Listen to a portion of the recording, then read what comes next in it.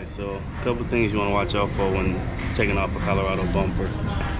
After you get these Torx 15s out, I like to get this top one out so I can pull this skirt all the way down.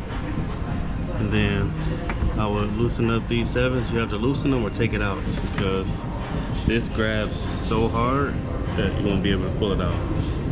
That's one. 2 is in here. You have 2 10s. You got 2 10s that sit up in there on both sides.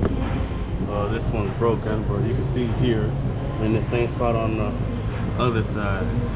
Get it out. And lastly, once you get the Torx 15s out, that run along here, make sure you get this 7mm screw that goes right there. And this bracket goes with the bumper.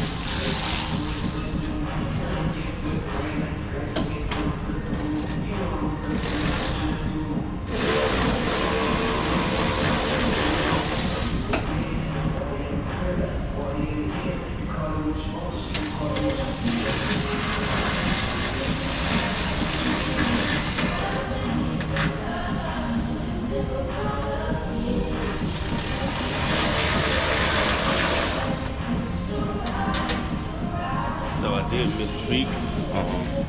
You do have to take them out because I forgot the bumper fender bracket is riveted onto the bumper cover on the inside. So you do have to take the 7mm out of the fender well.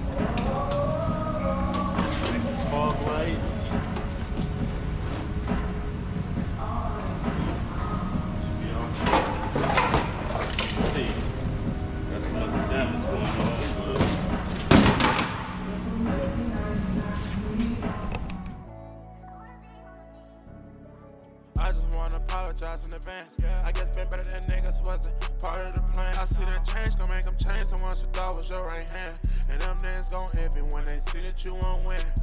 But when them lights turned off, that's how you know that baby with it. But when them stage lights on, he don't hear nothing.